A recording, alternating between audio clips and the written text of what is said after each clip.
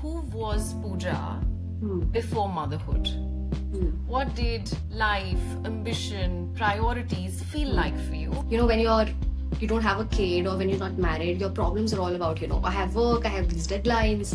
On the personal front also, it's all about, whether your cook has arrived or not. I don't have any monetization strategy. I have my friends who ask me, my husband asks me more often than I like, what's your monetization strategy? I said, can you please stop this? I have none. Hi everyone. Been a while. We met here and explored conversations at Tales and Lattes. So welcome back to Tales and Lattes, where we slow down for a moment, we build that room for us to breathe, we sip something warm, and we have conversations that we don't always get to have out loud. I'm Deeksha, founder of Power Pivot, and I do want to say that today's conversation is one that sits very, very close to my heart. But this one is for every woman who has ever felt that something within her is changing slowly, quietly, and she's been wondering if at all she's even allowed to grow into this new version of herself. So we call today's conversation as Becoming Again, because life as we know it happens to all of us. It pauses us sometimes, and especially with life transitions like motherhood, they shift us, our identity pivots, and the woman that we return as may not always be the woman that we once were. And that is not a loss. It's just a renewed reality. Yeah. So we're here to explore just that, and I'm joined by someone who I feel has lived this journey with honesty, courage, grace, and humor. We have on board a mother, professional, and a creator, Pooja Setia. Pooja, welcome to Tales and Lattes. And I'm so glad that we have you with us in this room for this conversation. Thank you so much, Deeksha. The pleasure is all mine. And I'm really looking forward to this conversation with you. Great. So let's straight dive in. And, we definitely like to unpack a lot of things with you.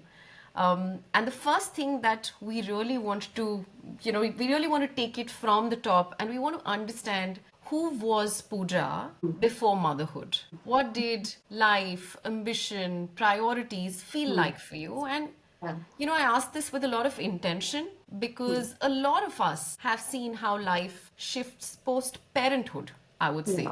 Yeah. And while people talk about these changes, what were those shifts that you felt? And, what were those moments when you were like, I know myself, but I don't quite recognize this version of me. So tell us a little bit about your story, about your before and after. And by that, we would love to know a little bit more about your story. Yeah. So I think Pooja before motherhood, I think I was totally naive. When you don't have a kid or when you're not married, your problems are all about, I have work, I have these deadlines. On the personal front also, it's all about, whether your cook has arrived or not. Whether you have a leaking faucet and you need to get a plumber. So very trivial problems, right? Yeah. But after you become a mom, your world turns upside down. I think I had the biggest shock of my life because I don't think I was prepared in any way about what was to come after I became a mom. I remember when I was pregnant the first time, whoever I told that, I'm expecting, everybody was like, wow, congratulations, such a joy, your life is going to be so joyful. But nobody really prepares you for the harsh realities. Nobody tells you, the sleepless nights that are gonna follow you for months and months on end. How to deal with a sick child, the breastfeeding, the priorities, that shift completely. Yeah. So I think for me that was the biggest shock. And coming to terms with that has been a real difficulty because all my life, I was my own person. I think a lot of millennials grew up in environments where their parents were like, "Bachcho, tum padho. You don't have to worry about a thing at home. You don't have to worry about house chores. Just focus on your careers." So you grow up in that environment where it's all about you, your education, your career, your dreams. And all of a sudden you have this, like 1 month old baby who's dictating your whole life. So I think that was a real challenge for me because I never anticipated how life would look like. I told my first boss, when I go on my maternity, I think I can start working from home in like 2 months' time. And she laughed. She said, "Tu ruk ja, slow it down. Koi baat nahi, you take your time." Yeah. But man, oh man, I think I was totally naive before that. Now, of course, I have two kids, been 7 years into this journey, mom Right. of two boys. So I have Hmm. a fair idea of how life looks like. Priorities have shifted, of course. Routines have shifted. Life is all about their, schedules, their school pickups, their school drop-off times. So yeah, I think life has changed completely. And now also because I'm working as a solopreneur, not in a full-time role. So that also, has caused some sort of identity shift because as long as I was in the rhythm of things, I was Right. working, I didn't really feel that identity shift. With my first one, I went back to work after my maternity leave. Even after my second kid, I worked for about 18 months. When I took that sabbatical. So as long as I was working, I didn't feel there was any change honestly. But now of course things are very different. My kids are growing up, their needs are different, I'm at home, so a lot of changes there. And the way I feel the world sees me, that also has changed because initially I was a working woman, but now I am a stay at home. So I think that sort of messes with your head a little. So that's of course there. So yeah. You make a very interesting point, and thank you for sharing that journey with all honesty. You make a very interesting point, which is something that I wanted to possibly double click into. Do you still think that we are, in a way, wired to look at identities as black and white? Do you think we're hardwired to put labels when we look at a person? Like you said, a stay at home mom Yeah. or a working professional? And do we somewhere lose the in between? And how has your experience been with those in betweens? Uh, I think yes. I think we do that. We put labels not just on, our working identity, working, status, but pretty much on everything in life. Because doesn't that make things easier for us to understand? Yeah. Even on, ethnicities, Hmm. nationalities, Yeah. food choices. We put labels because then it's easier to understand. I think it's human nature, and honestly, I don't think there's anything wrong with it. The problem arises when we, struggle to understand, like you said, the in-betweens. Yeah. That two things can coexist. Right. It doesn't have to be an either or.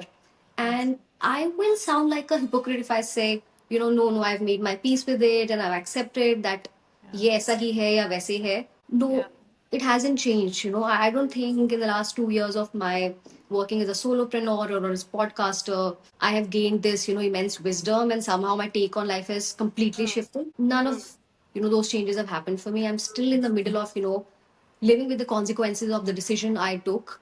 Right. And there are instances when it really hits you. In Right. fact, my journey as a podcaster or a content creator, Right. began because I was not happy with the change that had come about in my life when I stepped back. For all those years, I was this ambitious, career driven girl. I went for whatever I wanted, whether it was the visibility, the growth, the monetary aspects of it. I went after it. Honestly, I think when it comes to courage and all, or asking for what you need, I have been okay on that front. But all of a sudden, everything came to a standstill. I didn't have any work to do. I was sitting at home looking after two kids, and that's also not a break. Honestly, it's not like, acha, you want to sit Yeah. in front of Netflix for 4 hours straight. You can do that. No, trust Yeah. me. For the first 3 years after my second one, I couldn't take a loo break alone. I That's hear really you on that. frustrating. Like really frustrating, right? Yeah. So I felt like, oh my God, my life has come to a standstill. And that Yeah. stillness, caused a lot of restlessness. I Yeah. started feeling very anxious. Oh, what am I doing with my life? I was this financially independent woman, this and that. And that's how my journey as a podcaster, began. Right. One was, of course, this thing that, I wasn't comfortable with this new identity. And second is also, once I quit working, I had this sheer sense of excitement and liberation. And this feeling was so liberating because when you're working in a corporate setup, a lot of times your ideas, your creativity, your creative freedom that gets boxed in. Sometimes it's the hierarchy, other times it's the strategy, other times, sometimes it's also the politics. But for the first time in so many years, it felt like अब तो मैं कुछ भी कर सकती हूँ, anything and everything under the sun. Yeah. And I did a lot, honestly, growing up in school and college. I was a part of, debate contests, singing contests. I Right. did fashion shows also. You name it, and I did it. And Yeah. somewhere along the line, I think I lost, touch with all these passions that I had. So for me, that podcast was like, okay, I love talking about these topics. I love talking about working women. I have worked extensively in DEI, and I started living with, how, different the playing field is for men and women after I got married or after I became, a mom. So I wanted to talk about these things. So these things which I truly find meaningful. So Interesting.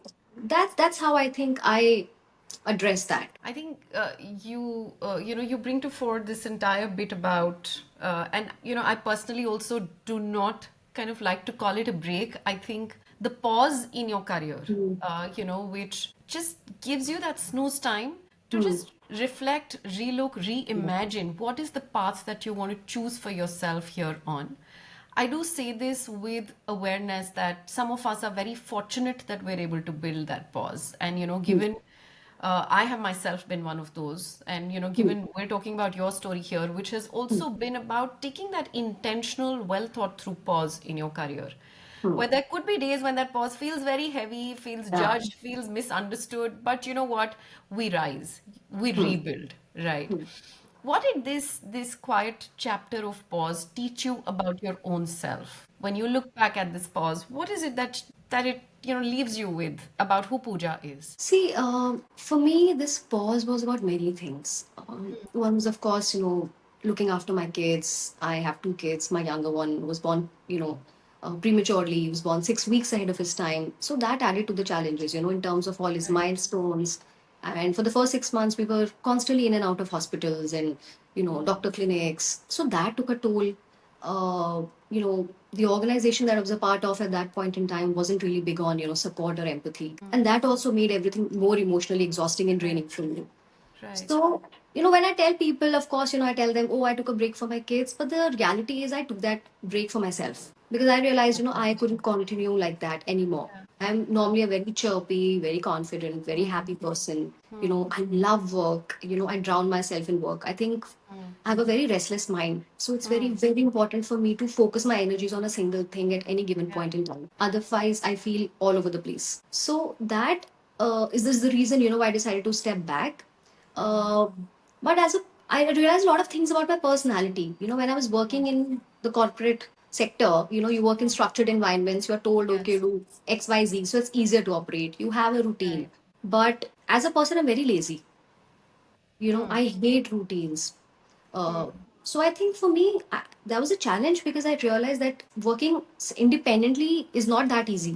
When you work with a team, there's shared accountability, shared responsibilities, and the final product also, or the service that you put together, whatever it is you're working on, ends up looking better. It's more cohesive. It looks at things from various angles. But when you're doing everything on your own, uh, my motivation, for instance, depends on whether I slept well last night or not. So, for instance, I think this night I woke up looking all puffy and my face Yeah. was swollen. I've iced my face and all because I didn't sleep properly because my younger one wet the bed. Yeah. He refuses to wear diapers these days. It's like, I'm a big boy. Yeah. So I'm not going to wear diapers. So that's like another challenge. But, but if I were working, Yeah. I don't think I would have let that impact my productivity for the day because you have a list of things to tick off. Yeah. So that Yeah. is very different. The beauty of this break is, and I like this in particular because of the kind of work it allows me to do. I do this podcasting. I do writing for LinkedIn. I also do ghost writing for some people. I've hosted an award function, and I think God's been kind in that sense that different kinds of opportunities have come my way, and I realized that I was on this set path and honestly I was happy. All those years that I spent in HR, I have no, problems there, like no challenges. I was very happy. But I think somewhere along the way, I let go of all these, passions that I had or the creativity I had in me. I think everybody around me saw that maybe I was not meant for this role that I was in and maybe I should have explored this much, much sooner. Because Yeah. I remember, when I announced my podcast, so many people, so many of my former managers were like, exactly what you were made for. And I'm so happy that you're finally on this path. So I think maybe everybody around me saw that, but I didn't. So And I isn't love that the that. beauty of a pause? I mean, that it Yes. helps us. Otherwise, we're on that set path, like you said. And, it's this pause that really allows us to zoom out Yeah. and to see where we're at and where we Yes. really want to directionally move towards. Having a defined goalpost, I think, is to my mind, not a reality that we live with anymore. At least for me personally, my goalpost Yeah, keeps changing every few months and every few yeah, years. yeah. And with a lot of humility, I do take a lot of pride in that, because that just gives me the liberty and freedom Hmm. to be absolutely free-spirited about the choices that we're making. Yes, Right yes. now, you spoke about when you were working in the corporate Hmm. world, and when you were a part of organizations, etc. Hmm. Obviously, you've experienced that side, and now you've really lived both worlds, the Hmm. corporate world and the content creation world.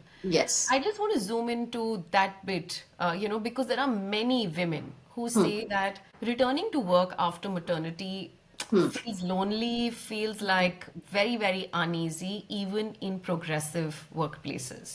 Yes, it does. Why do you think this transition feels unsupported? What do you think is still missing in organizations? And this could come from your lived experiences personally, or Hmm. experiences of other women, other people that you've kind of worked with, interacted with. But Hmm. what, at an overarching level, is still the missing piece in this puzzle? Hmm. I think I agree with all these women because I have had two pregnancies. I was with different organizations both the times, and my experience has been completely different, like night and day, both the times. And the reason, and I don't say this by the way from a place of bitterness, I say this from a place of sheer honesty because if you don't accept it, I think nothing is going to Absolutely. change. You Absolutely. know, I think the biggest gap is that most organizations, even progressive ones, like you said, treat maternity as a one time event. A big one nonetheless, but a one time event. So for them, it's more about policies and compliance. Leave दे दिया 6 महीने का हो गया once the woman is back at work, daycare setup है and nursing breaks है, that's the be all and end all. And that is where the real problem begins, because if you look at it purely as a compliance related issue or a policy related issue, then you've already lost the game. Yeah. I think it's a lifelong transition. Companies need to understand that once a woman becomes a mother, she is a mother for the rest of her life. Her priorities are completely different, her routines are different, her sense of identity, that, like we spoke about earlier, that is completely shifted. Right. And if nothing else in the workplace evolves with her, new reality, then she's stuck. She's going through so much anxiety. And I'm telling you, these changes not only vary from woman to woman, they also vary for the same woman from one child to another. Absolutely. The degree of postpartum she Right. experiences, anxiety, depression, her struggle with sleepless nights, her sense of identity, the confidence, the hit she takes on her confidence, all of these things matter. And does she feel that she's going back to a space which is psychological safe, where she can talk about all these insecurities, her anxieties? Does she have that place to go back to? I think real support needs to be provided at that point in time when she's returning to work. It's not the end of maternity leave. I think the whole thing begins after she's back at work. And for instance, the first time around, Yeah. when I became a mom, it was a dream setup for me because on the personal front, my parents moved in with me, so I didn't really have to do a lot of heavy lifting with the kid. My organization at that point in time, was incredibly supportive. I had all the flexibility, and I didn't feel a thing. A lot of women in that team were already mothers, so they understood when I told them, "रात को सोया नहीं है, it's so difficult to breastfeed, Yeah. this and that." The second time around, 180-degree difference. Yeah. Nuclear setup, two kids at home, which is a completely different ballgame altogether. And going back to an organization where I don't think I had the sort of environment I needed or the sort of support I needed at that point in time. So that made me feel like, I'm not seen, and I was constantly anxious, and I couldn't share those, Yeah. feelings with anybody. I was also the oldest member in the team. Most of my teammates were single, let alone, be parents. So I think बहुत बड़ा gap था. So that's one. Second thing I think where organizations go wrong is because on paper I think most organizations they have really progressive, stellar policies. Some of these bench breaking policies, not even benchmarking, benchmarking policies. The problem is with the execution bit. Because at the end of the day, the people who drive this execution, they are the managers drive that real change? Do Yeah. managers have the training to, execute those policies and consistently? across the board. Right. Because if you ask me, I would any day choose a moderately generous policy, which is applied consistently for everybody in the Yeah. organization, Yeah. than, a stellar policy which makes it to all these, award submissions, but is not applied consistently or Yes. depends on favoritism, So true. right? And a lot of times, it's not just about favoritism. वो हो जाता है because अगर आप manager discretion पे काम कर रहे हैं, subjectivity creeps in, and then favoritism also isn't far behind. But a lot of times managers are genuinely being nice to women. कि यार उसको अभी she's become a new mom. I don't think वो late night calls के लिए होगी या नहीं होगी. If you think from the manager's perspective, he's being nice to the woman. Yeah. Yeah. Problem is that he's made this decision on her behalf based on his assumption. Yes. Right? You've Absolutely. not bothered to ask the woman, so you're basically taking away her power. Yes. आप उसको Ask, पूछो don't तो assume. Correct उसको That's पूछो about it. उसको Yeah. चाहिए क्या Yeah. ask her if she means flexibility, Yeah. what sort of flexibility, give her that sort of flexibility. And then managers, I think, also need to understand the spirit in which these Right. policies are designed. Some Right. companies will say a phased return to work, you work Huh. from for a month, but if the Yeah. manager says that आपको तो 9 बजे सुबह log in करना है, is that Yeah. flexible? Yeah. So I Yeah. think manager training is very, very important. Uh, Companies need to design policies, and they also need to design, communities where you can feel that, they can talk about all of these issues that they're facing openly in a no judgment, safe Yeah. space. That is so important. Absolutely. I think some very important pointers that you bring to fore there. I think the bedrock of all of this is how psychologically safe Yeah. does an employee, let alone just a mother, does an employee feel within the organization? And it's very heartening to see organizations take notice of a lever like psychological safety now. I see a lot of conversation around it. Yeah. The role of a manager, because while policies can be stellar, but how do these policies translate to on ground Yes. realities? That is extremely important. And I think the third thing that you talk about is community.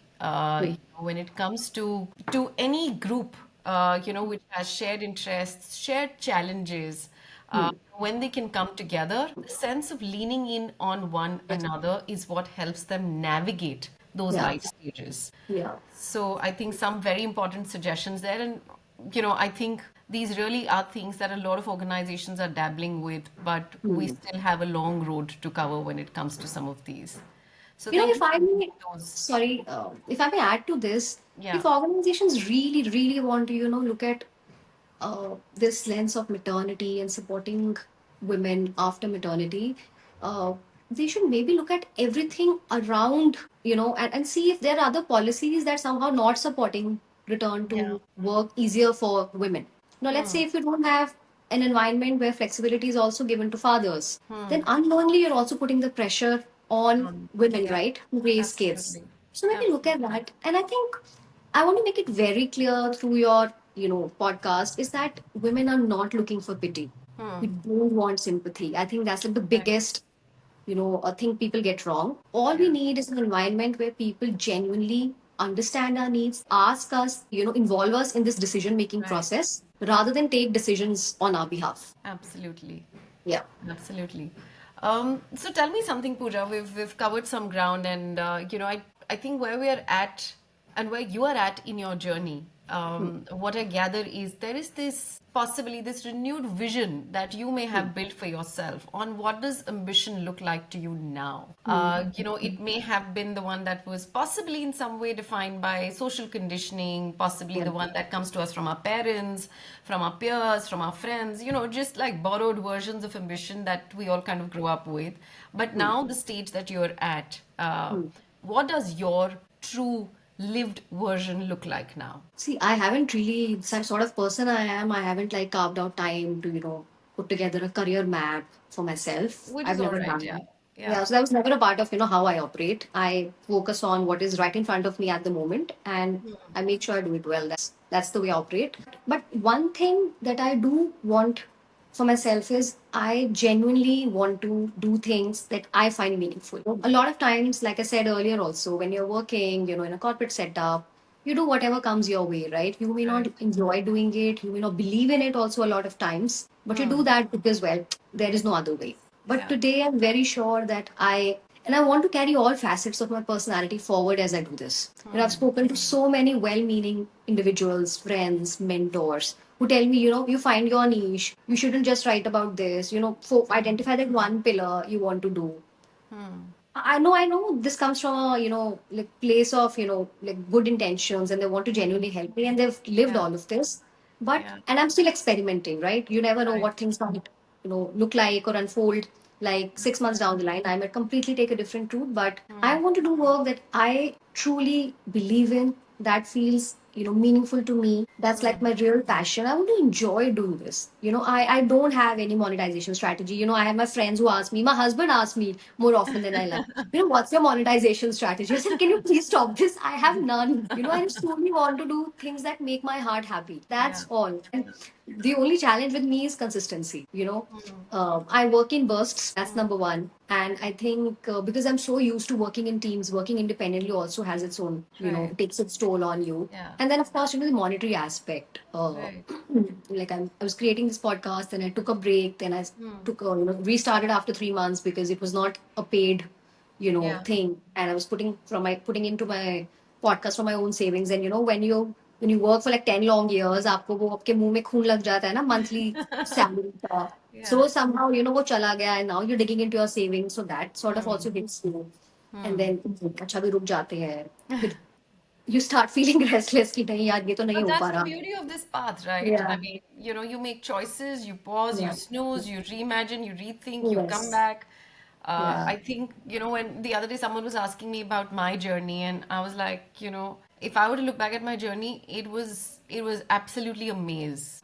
Because I didn't know what path I'm going to take. And today also, if given a choice, would I want to do something differently? No, not at all. Because with every turn, with every twist that came in, there was so much learning that came in. And I don't say this in an academic, theoretical, feel good sense. I say it because I truly mean it. And I also say it because I feel that I'm very humbled that I had the opportunity to make those choices. And I know not all of us have that opportunity to.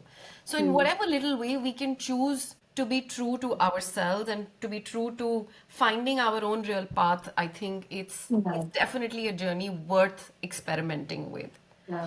I So, think there is learning everywhere if you choose to yeah, have an open mind. absolutely. That's all. You can learn in the smallest of things. I mean, I'm sorry to break this to the audience, but right now my phone is, placed and leaning on an apple, because I couldn't set my trident. So you learn so many jugards also. Yes. So that's the beauty of it, right? Yeah, absolutely. That is where it is. Yeah. The one last thing that I wanted to unpack with you, Pooja, before we bring an end to this beautiful conversation, is that there are likely to be a lot of women who are going to be listening to this conversation who may be at that point where they may feel torn, being between being present at home, between being present for their caregiving responsibilities and wanting to really go for their career goals, their aspirations. What do you really want this woman to hear from Pooja? Yeah, I really don't think I'm at a position or at a pedestal in my life where I can dole out advice to working women.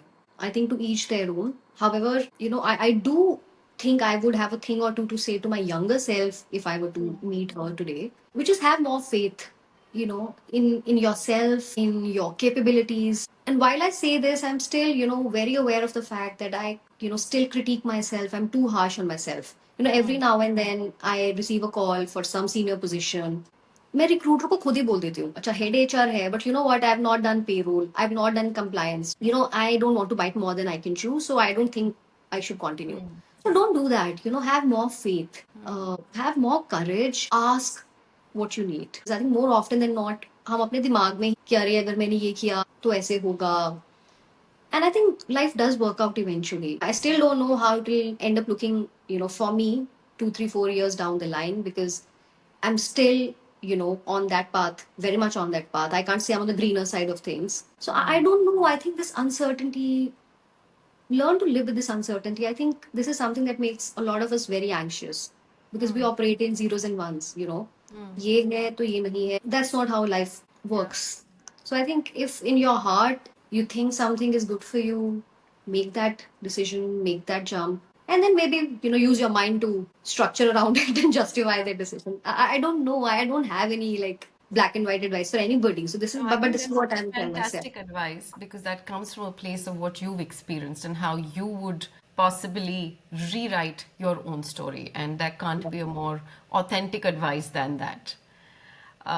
So thank you so much for that, Pooja. And I must say that this conversation felt supremely real, organic, very, very grounding. I know we've spoken about bouncing back, we've spoken about the point is not really to go back. We've spoken about the power in being how do we really bounce forward into that Yeah. new chapter, that identity, a different kind of strength. So, really, Pooja, thank you so much for naming the things that so many women may be feeling but may rarely say out loud. And to everyone who tuned in to listen to our conversation, if you are in a pause right now, or if you are thinking of taking that snooze right now, please hear this. You haven't lost the time. You're just gathering yourself. And this is no race. You're not behind. You are Yeah. just becoming again. This Yeah. is Tales and Lattes, where real stories meet real lives. So until next time, take your time, take your space, and take your power back, but be gentle with yourselves. Thank you so much, Pooja, for being with us on this conversation today. Thank you so much, Deeksha. Lovely talk.